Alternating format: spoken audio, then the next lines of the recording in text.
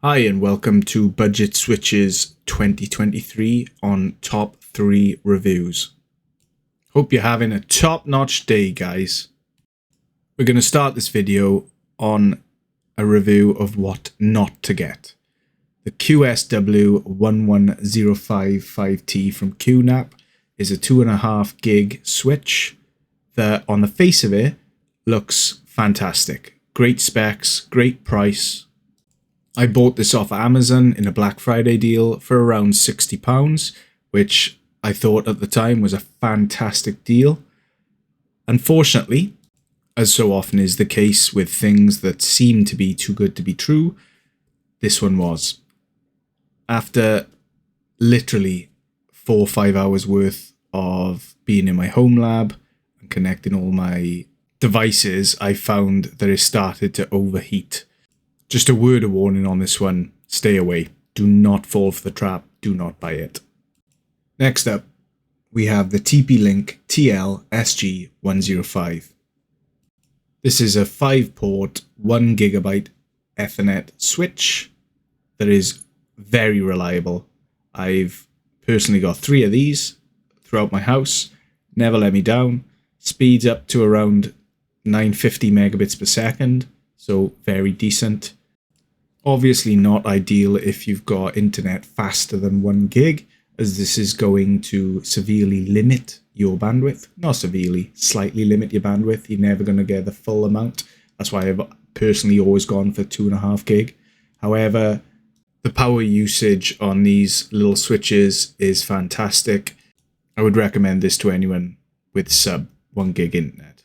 Next up is the Netgear XS508M 8-port multi-gig Ethernet switch.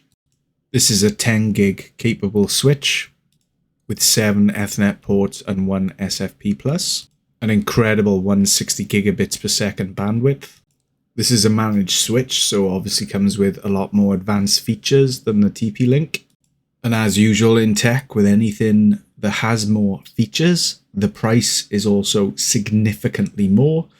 However, if you are serious about your switching needs, such as having a home lab with a NAS, multiple gaming computers, multiple TVs, everything Ethernet wired, or potentially even fiber with the SFP, then this would be my recommendation for you. You're obviously very serious. You don't mind spending the extra for the quality. This is a very good switch for those with that need. As you can see from the specs, it offers 2K MAC address size. This is obviously aimed at more business than personal. However, for those with the extra need, like I said, with a home lab or a hobby, then this would be my recommendation for you.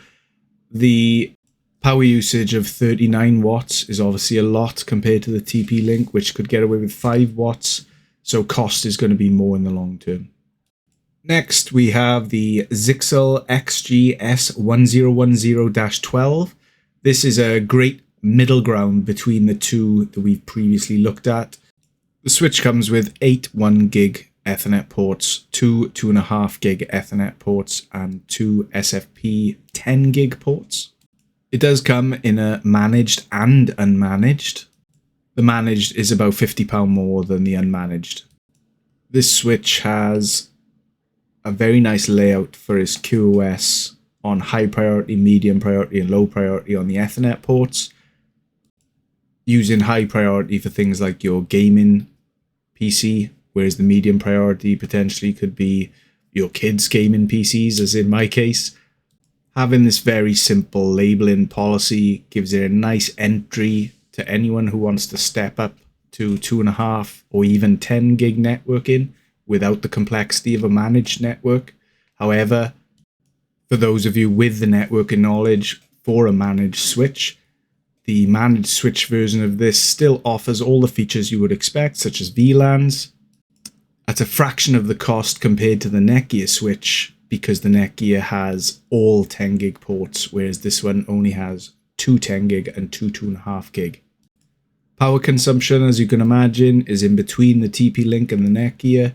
It sits at around 14 watts if you have pretty much every port saturated as I do in my home lab. This is the switch I personally use, and I found it as a fantastic replacement for the QNAP 2.5 gig that I had previously.